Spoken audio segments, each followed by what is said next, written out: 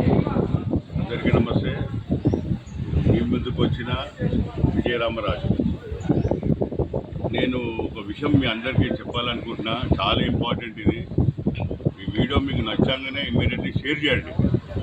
బీజేపీది బంద్ call ఉండే, చెలో assembly programme ఉండే.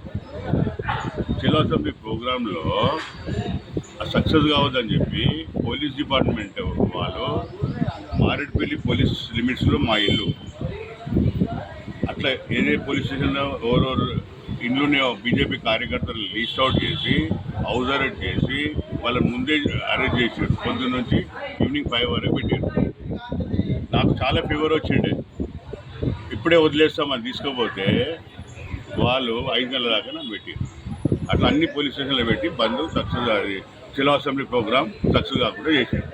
అయితే నేను అనేది ఏంటంటే డిపార్ట్మెంట్కి ఇలా తలుచుకుంటే ఆ పోలీస్ స్టేషన్ లిమిట్స్లో ఒక అబ్బాయి కూడా గంజాయి తాగడు. సిగరెట్ తాగడానికనే భయం పడుతుంది స్మోక్ చేయడానికి అక్కడిక్కడ.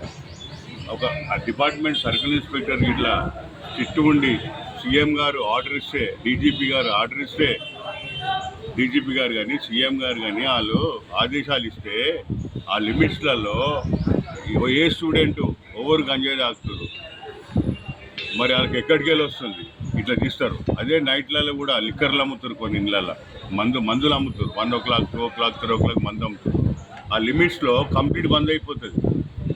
పుట్టి ఆఫీసర్ చెప్పిన వాళ్ళనే పట్టుకుంటారు, గవే చూస్తారు. కానీ అదే మొన్న మోహనాబాద్లో ఫామ్ హౌస్లో గంజాయి కొడుతుంటే దొరికిరంట, డ్రగ్స్ కొడుతుంటే కేసులు కూడా బుక్ అయినాయి. ఒక ఎమ్మెల్యేనంట. అది ఆల్రెడీ నడుస్తుంటుంది. అది ఏదో ఇక కొత్త సిఐ వచ్చినప్పుడు కంప్లీట్ పోయినప్పుడు అట్లా అది కొంచెం చేంజెస్ వస్తుంది అంతే.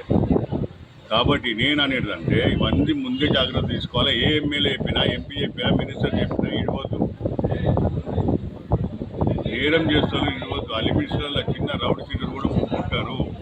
మీరు తలుచుకుంటే డిపార్ట్మెంట్ తలుచుకుంటే నేను అనేది ఏంటంటే పాయింట్ ఎట్లయితే మమ్మల్ని అవసరం చేశారో అట్లనే ప్రతిసారి 2 మఫ్తీలో పంపించండి.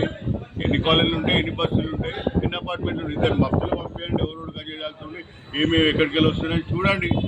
ఇది సీఎం గారు కానీ డీజీపీ గారు కానీ ఆర్డర్ ఇవ్వాలి. మనకు యూత్ కావాల్సింది ఏంటి?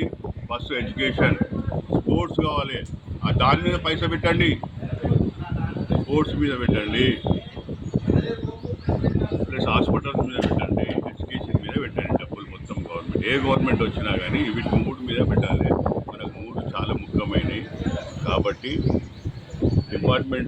పోలీస్ డిపార్ట్మెంట్కు సీఎం కానీ డీజీపీ గారు కానీ ఆదేశాలు ఇచ్చి ఆ లిమిట్స్లో ఏమి కాకుండా చూడాలని నేను కోరుతున్నా. వీడియో మ్యాక్సిమం షేర్ చేయండి. అందరికీ నమస్తే.